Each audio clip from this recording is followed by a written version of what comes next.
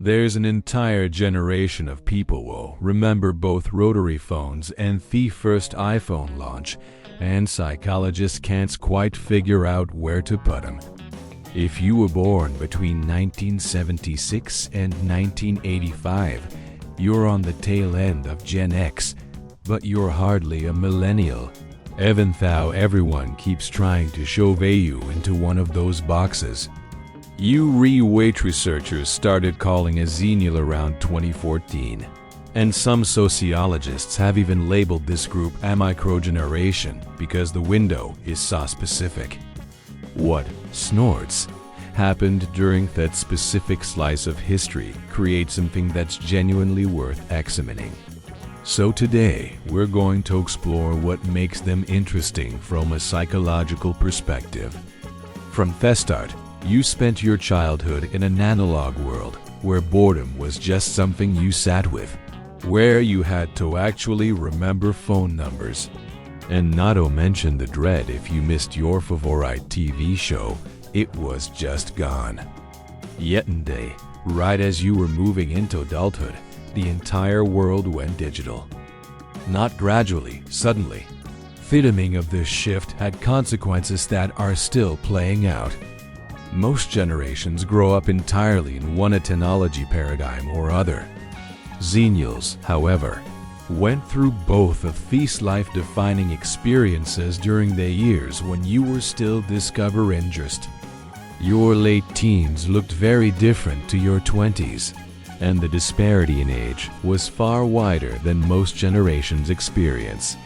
Consider the implications of this on your daily life. Remember how much of your teens were spent passing physical notes in class or having conversations that disappeared into thin air or making plans. Where you weren't able to text running late, or where are you? You just showed up and hoped your friends would be there. That required a completely different kind of trust and commitment than what exists now. But then you were in your 20s and saw everyone get cell phones. You're registered with Friendster, next MySpace, then Facebook.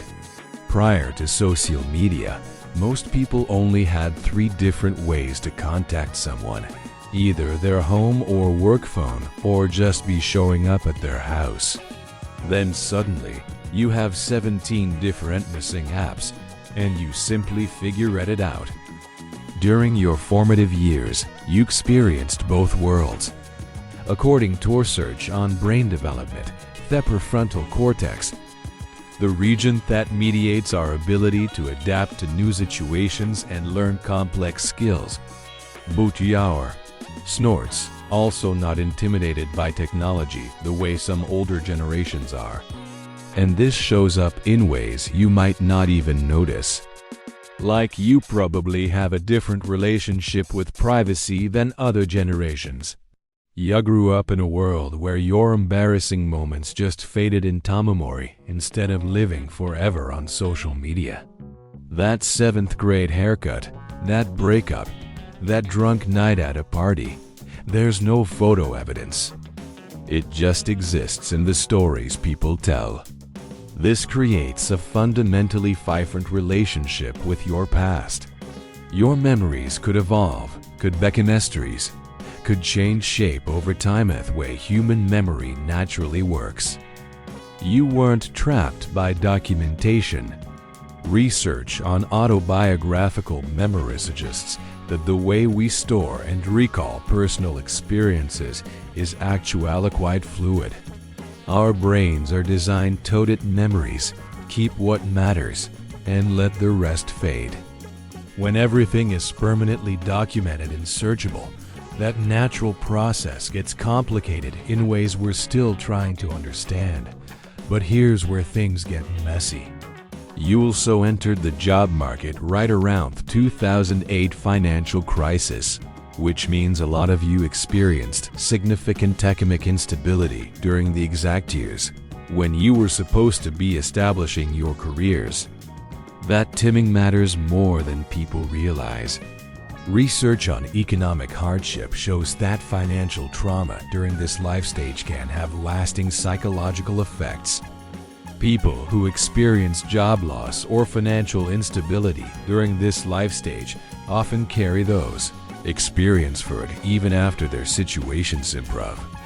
It shapes how you think about money, security, and risk in ways that don't easily go away. So, you've got this generation that learned to adapt to massive technological change, but also got economically burned right when you were trying to build stability. You can navigate change because you had to, but you might also have this underlying current of what if it all falls apart again running through your decision M. And nobody really talks about this combination. The cultural conversation about generations tends to pit Gens against Millennials, as if everyone born after 1965 and before 2000 is basically the same. But the specific years you were born in, especially during periods of rapid change, create distinct experiences that don't fit into those broad categories. Xennials deal with a paradox that's honestly pretty unusual. You have the self-reliance and skepticism of Gen X because you grew up before helicopter parenting became standard. Your parents probably didn't know where you were for hours at a time, and that was just normal. You learned to solve problems on your own, to entertain yourself, to deal with boredom and frustration without immediate adult intervention. However, you also reached adulthood during the early days of the internet, when technology was still thought to connect everyone and solve everything before we all realized that it might be actually making some things more complicated. It is odd to find yourself there. Independent and cooperative, doubtful yet optimistic, digital but analog. What seems to define Xennials is this ability to hold contradictions without it feeling weird. You remember the before and the after, which means you're able to see what was gained and what was lost. Perhaps you're in it as nostalgic for the past in the same way Gen X might be, since you genuinely appreciate modern conveniences, too. However, unlike many of the younger generations, you still recognize what we gave up. You lost the ability to be truly alone with your thoughts without effort. You lost the patience that comes from waiting. You lost a certain kind of presence that existed when there wasn't always something else competing for your attention. But you gained connection, information, and possibilities your younger self couldn't have imagined. If you're a Xennial, you probably feel like you don't quite fit in anywhere. Too young for some things and too old for others. Caught between two worlds. It's not a fault. That's actually the defining feature of your generation's sexpiry. In a world that keeps changing faster than anyone can predict. Having lived through one massive transition might be one of the most valuable things you could have learned. You've adapted to it transitionalistly. The environment in which you were raised doesn't necessarily have to be the one in which you live forever. The Xennial experience is worth knowing about because of that more than anything.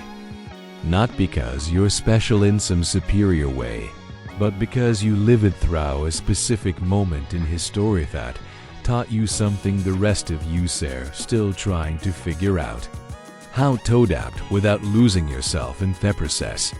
If this resonated with you, I'd really appreciate you subscribe, Psychora, and your support genuinely means a lot. I'll see you in the next one. Thanks for watching.